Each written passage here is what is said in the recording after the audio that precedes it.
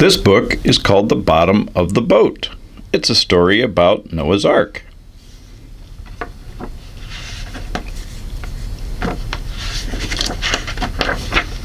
The bottom of the boat.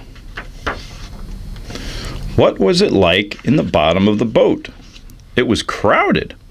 "I'm stuck," said the duck. "It's too tight," shrieked the kite. "Squeeze in," yelled the pangolin. "Off my toe," moaned the hippo. The dove looked down from her perch in the rafters. There were more animals than she had ever seen. Why were they there? What was going to happen? And why did there have to be so many of them? What was it like in the bottom of the boat? It was noisy. "Can't hear," yelled the deer. "Can't sleep," wailed the sheep. "Can't think," said the skink. "What's that sound?" asked the hound. It was rain. That's what it was. From her perch high in the rafters, the dove had been listening to it for days, beating against the side of the boat. Would it ever stop, she wondered? And what must it be like outside? She stuffed her white head under one wing to try and shut it out. Well, at least, she thought, they were safe in here. What was it like in the bottom of the boat? It was hard to stand up. "We're rocking," called the mockingbird. "Hang on," cried the moflin.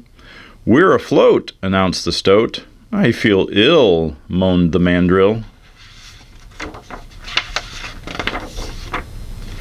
The boat rocked back and forth. The boat bounced up and down. The boat heaved forward and backward, and through it all the dove clung tight to her perch.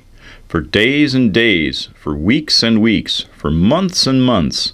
And then one day the boat went bump, and it stopped. What was it like in the bottom of the boat? It was stuffy and boring, and it didn't smell so good.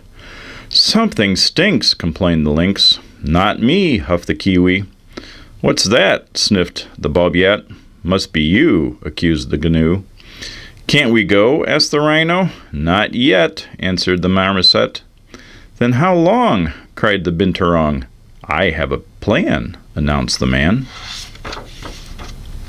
And he climbed into the rafters and reached for the dove.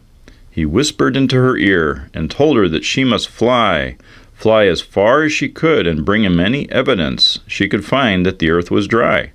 Then he carried her to the very top of the boat, opened a window, and let her go.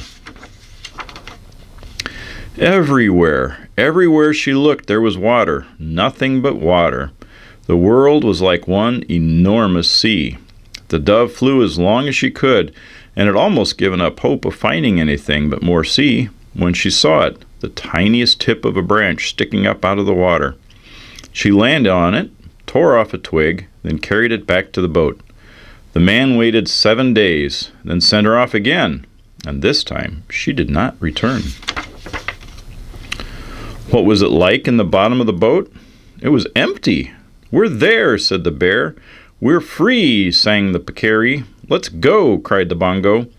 "Look in the sky," cried the magpie. And there was the dove carrying another twig. But she wasn't headed for the boat this time. No, she was on her way to build a brand new nest. And behind her, like it was painted on the sky, stood a wonder that made the animals stop their jumping and running, their leaping and digging, their crawling and shaking about. "It's a bow," said the gecko. "It's an ark," said the lark. "It's a hat," said the wombat. "It's a boat," said the goat. And sure enough, that's what it looked like, a boat. The bottom of the boat turned upside down and painted party colors to celebrate God's fresh-scrubbed, well-washed world. Yes, that's what it was like, a boat, the bottom of the boat.